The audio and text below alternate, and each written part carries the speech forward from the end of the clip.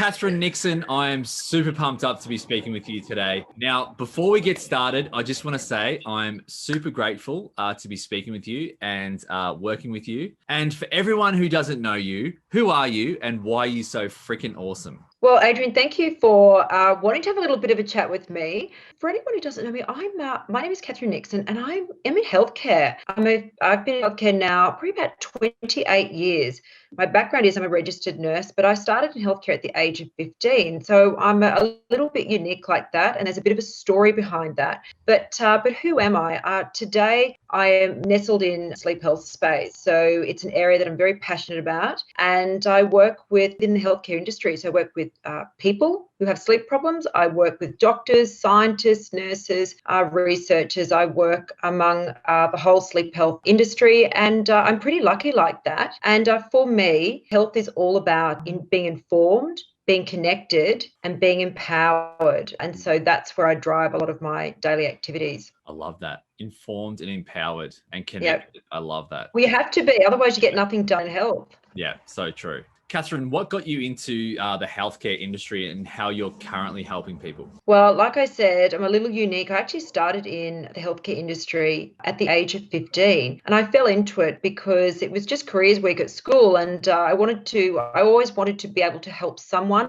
or something, and it was either I wanted to be a vet, marine biologist, or I had someone that in the family suggested, why don't you go and chase nursing? So that's what I did, and I got a career placement in aged care facility, and this is before it is, aged care back in the dinosaur days, before it is what it is today. But I stayed in that space for 6 years at uni and when I was at school. And I actually think that early start in healthcare really set me up for who I am today and for the impact that I can make in people's lives. I'm a hugely empathetic person, and I'm empathetic because I really understand how hard it is to find help and gain help. I very openly share my own sort of health journey as well through publishing articles on the Vitamin C blog. But for the last 28 years, I've had quite a diverse journey. I've worked in the UK health system for about a decade, and obviously here in Australia. I'm still a registered nurse today, and today, like alongside my sleep work, I do some other interesting work in the healthcare industry, working with healthcare professionals, helping them with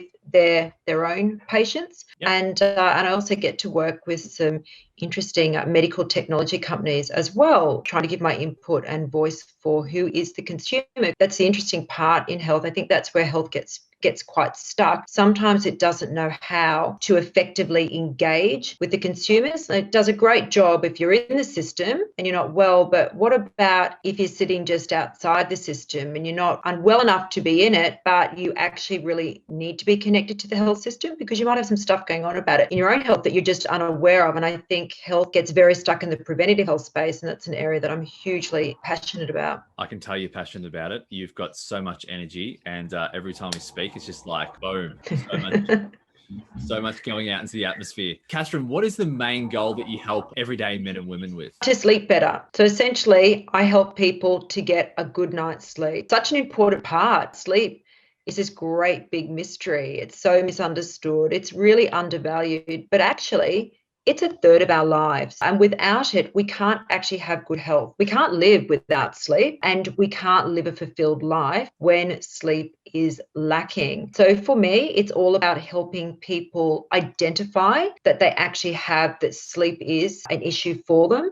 helping people to connect. Either I'm connecting them with things that I'm doing, but sometimes I can't do everything. There are lots of things that I need assistance and support with from other parts of the healthcare system. So I connect people in the right way to get stuff done, and I empower people to make the changes that they need to for better health. And I think that the older you get, the harder that actually is. And when your health isn't the best, sometimes, that's pretty hard. So I'm a really good listener and very good at holding people's hands to get themselves on the journey to getting a good night's sleep and teaching them more than, sleep is there's a bit more interesting stuff to sleep than just hitting the pillow every night. There's a great big matrix around it. So I dive deep into all the other things. So, around, like, for instance, we look at nutrition, we look at gut health, macronutrients, all those sorts of things play into the sleep space as well. So I'm quite integrative like that in my approach. Yeah. I love that. Now, as we go into the next question, that'll lead into diving a little deeper, I think. What are some of the challenges that everyday men and women are facing when it comes to getting a good night's sleep? Yeah, great question. Do you know, I actually think a lot of people don't identify. I think a lot of people, when it comes to sleep, sleep is the last thing they probably consider to be something affecting them. Because, like I said, sleep is one big mystery. You just go to bed, woo, close your eyes. Yeah. But it's a bit more than that. So I think a lot of people don't identify. And I think, it's interesting. I think when people sort of suspect something isn't right and they don't get a good night's sleep, they just sort of ignore it. And it's not that they do that because they don't want to get it fixed. They just don't understand the impact it will make in their health if they do. So it's kind of one of these things we just kind of put to the side because it doesn't seem to be that important. And sadly, when you do that without sleep, good sleep health, your health will decline. And I don't want to frighten people when I say that, but the truth is your health will decline. It will become quite complicated metabolically, cardiovascularly. You really end up in quite a tither. And it was interesting. I was doing an educational webinar last night with one of Australia's leading dietitians, and we were talking around sort of sleep and some of the challenges that start to happen when your health isn't the best. But the more further down the road that you go and your health gets complicated, sometimes you can't undo it as you could have done if you'd gone and done something earlier on. Yeah. It's just health is not always easily undone. But yeah, so to answer your question, really, Adrian, I think people don't identify. And so a lot of the work that I'm really trying to express more now through what I'm doing is really health promotion, driving health awareness. Like I said, I'm all about informing, connecting and empowering, and health begins with what you know, Yep. what you understand, and then who and what you connect with. And if you don't line those things up, you are on the rickety road and you won't get your problems solved. So it's really important that you line those things up. But if you do, you're definitely on the right road. So I encourage anyone, if you've got stuff going on in your health, don't be complacent. Yeah. Be proactive and seek it out. How to identify those things? Can you give the audience 3 tips that would be able to get them some amazing progress with their sleep, have some better quality night's sleep in the next 7 days? I guess 3 big things, like really simple kind of strategies if you want to sleep better is, one, you have to make sure you're getting enough time in bed. Make sure you're sleeping enough. So an average adult should be getting 7 to 9 hours a night. So if you're skimping on the time you spend in bed, you need to actually prioritize spending more time in bed. Lots of information around sleep deprivation. So number 1, get more time in bed. 2, actually be consistent with a routine. So in the sleep industry word, we use this really funny word called sleep hygiene. Really what that means is actually trying to go to bed at the same time so that you can wake up at the same time. The method and the madness there is that we want to help you build a really good sleep-wake cycle, and that's all due to your circadian rhythms. So sleep is the most complex process in your body, so it's really important that we train it correctly. And look, the other one would be, and I think this is a really popular one, is, we drink a lot of coffee during the day and we dive into the drinks, the alcohol at nighttime, and all that stuff is all fine and we shouldn't need to stop it. We just maybe need to be a bit mindful about when we do have, if we're suffering with sleep, think about like when did we last have those caffeinated types of or drinks or foods, and are we maybe drinking too much in the evening? I actually think probably with COVID-19 this year, I think probably a lot of people have drinks, but just through the nature of everything that's been going on. But when it comes to sleep, it just makes it a bit complicated. That's all. So there's lots more tips, but that'd be my top 3, Adrian. Ooh, just on that, when it comes to alcohol and sleep, you know how there's like some myths that sort of are like, going to have a whiskey to help me sleep better or have a couple of glasses of wine. Tell me a little bit about the time frame for having an alcoholic drink and actually going to sleep so it doesn't interrupt your cycle. That's a very good question. And I'm going to have to come back with you on an answer on that one. I'm going to have to do, because so for instance, if you're so when it comes to things like coffee, really you should be, if you're struggling to sleep, then you really need to make sure you don't have caffeine about 6 to 8 hours before you're going to bed. But on the alcoholic side, I'm going to come back with you. So I'll come back with you on that one, and I'll put a little blog out on that. But look, essentially, when it comes to, we're looking at things like food, eating things like, heavy and spicy meals in the evening can play a bit of havoc. So really trying to avoid having heavy meals in the couple of hours before you go to bed, just so that you give yourself a chance to digest food, so that when you go to bed, you're just a bit more relaxed. But what I will sort of cover in the next sort of little while through some of the content that I put out there are some very interesting things in strategically the way we can look at food, like with proteins, carbohydrates, and fats. I know there's a few wise tales out there going, having a warm cup of milk before you go to bed actually helps you sleep better. Well, there is some science truth in that, and I'll post something on that. So there, some of these old wise tales are out there. There is some interesting science hidden in them as to why some of them actually do work. But when it comes to what we put in our mouths before we go to bed, during the daytime, there's so many things we can do actually during the day to actually enable ourselves to sleep better at nighttime, and food is a really big part of that actually, and that's sort of an area I'm really interested in at the moment, and sort of going to be demystifying with a dietitian that I'm working with. Together we're sort of going to demystify some information, but I'm going to come back to you, Adrian. I love that. On the alcoholic question. Thank you. I'm pumped. I'll actually add the blog that you do in the notes. Okay. I like that. All right. I'll come back with something like the top 10 tips of things to do more of before you go to bed at nighttime. Love that. We'll do less of. Catharine, tell the audience about your famous guide. The Road to Healthy Sleep. It's an ebook. Yes. Yeah, I know. I love the title. Yeah, The Road to Healthy Sleep. And the name speaks for itself, because any journey that we take in health, but particularly with sleep, there's a road to take, and there is a journey, and you've got to build building blocks. So in my ebook, I talk around what is sleep? How does it work? Why is it important? What are some of those common things you hear about out there with sleep? And then I dive deep into telling people around about what are these macro and micronutrients? What you eat and how you fuel your body, how can that possibly help you sleep? And so I demystify some of the science there, which is super interesting, because that really starts to play to the role that gut health plays in the sleep-gut connection, and obviously in our overall health.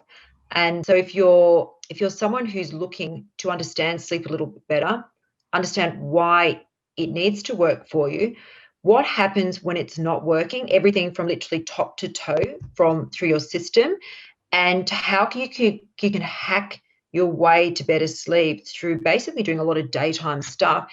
Yeah. It's all covered in the ebook. So it's a great read. And I'd love to hear people's thoughts on that. And actually anything that people like me. Adrian, I like to write content. Yeah. So if there are things out there that people want to hear about, you just need to drop me a message and say, could you write something on that? Or tell me a little bit more. FAQs. That's it. Frequently asked questions. Yes, we can maybe the audience can send you a message at vitamin C. I'll pop, perfect. Pop the link in the notes. Yeah, that'd be great. Fantastic. Catharine, what do you want the listener to take away from today? Very good question. I think my core message is that if you are someone, and this is very common, if you are someone who is struggling to sleep, and that may be that you're living with someone who has sleeping issues, or you're just not sleeping the best, and you wake up feeling just not the way that you should, and during the day that you're struggling to keep up, please don't avoid that. It's important that you seek out help, and that you go and connect with health professionals to actually help you. And I think sometimes in health we want to go on our own journeys and create our own kind of what we can do to fix things, but it's very hard to do it alone. So my message is that stuff's going on and sleep's not right. Seek it out. Don't be complacent. Go and talk to someone. Seek help, but don't do it alone. It's all too hard. And sometimes when we chase things alone, we sort of the Alice in Wonderland tea party. You sort of go down the wrong rabbit holes, chasing the white rabbits everywhere, and they just don't go anywhere. So you're better off just seeking help and getting stuff done efficiently and quickly. And And when you sort of don't do stuff and you let it kind of brew, what will happen is that it becomes more complicated. The longer you leave things, the more complex inside you become. It's not always, because everything's connected, it's not always easy to undo stuff. So, you know, be kind to yourself and look after yourself, and actually just seek out help. I love that. Yeah. Seek out support and a bit of guidance and expert advice from, you know, someone like yourself, because look, hey, you know, we all know certain things about nutrition and health and that, but if we're not constantly, you know, researching, and that's not our kind of job to do that, then it kind of makes sense to sort of ask for help, find the support that we need, because it's like, you know, when your car's broken, you go to a mechanic. When you go to the dentist, when you've got a sore tooth or whatever, you don't try and pull it out yourself and do your own dental work. You know, like you go and see a dentist, you go to the service station to get fuel, like you're not trying to source that stuff for yourself. So yeah, I think you raise a great point there, and it's just like ask for help, find someone that you know, like, and trust, and happy days. There you go. Yeah. You know. Yeah. You don't. No, I agree. Perfect. Yeah. You don't. You know, as a kind of a statement I like to say is like transformation, or you know, solving your problem doesn't happen alone. You've got to be able to, you know, find that inner strength to reach out and get that support and guidance that you need. Love it. Yeah. Catharine, where can people find you? Gosh, go to the vitamincblog.com. So subscribe to vitamincblog.com. You will hear about everything that you need to hear about, from programs we're doing, content, ebooks, all manner of things come through the channel for vitamincblog.com. But if you're interested in really sort of, I guess, joining a community and you know, starting to get information in more of a visual type of way, we're starting a new Facebook group called Your Sleep Hack. And the name is, as it suggests, it's all about hacking your own sleep and personalizing yourself and getting coaching and tips and tricks along the way. So that's the other place that there's going to be a lot of information there. And it'll be a bit of a free-flowing kind of space. So it won't be so text-heavy. It'll be a lot more engaging. So come and join that. So they're probably the two best places to find all the work that I'm doing in vitamin C. And then, as always, I'm on LinkedIn. I'm on Instagram as well, if people sort of want to message through. Love it. Those channels.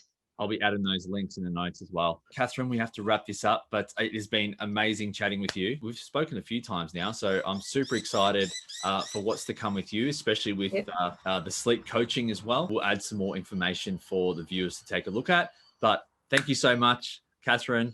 Keep smashing it. You're glowing. Clearly, you get a good night's sleep because. Adrian, you're very kind with your words. Yeah. Well, hey, you know. That give credit where credit's due, you know. So well, gee, this is it. Do you know? And that's why, you know, sleeping actually really does help with the aging side. Sleep and skin, big connection there. Ooh. Yeah, there is, and I'm going to do some very fun stuff in that space for all the ladies out there. Actually, sleep and skin. Yeah. Well. On that note, Catharine, I'm going to have a 20-minute nap and get some beauty sleep. So hopefully I'll come back rejuvenated for the afternoon. But thanks again, Catharine. I'm super excited for what's to come for you. I'm really looking forward to what you'll be able to help people with their sleep and also their gut health as well. So love your work. Thanks again, and I'll speak to you soon. Perfect. Thanks, Adrian.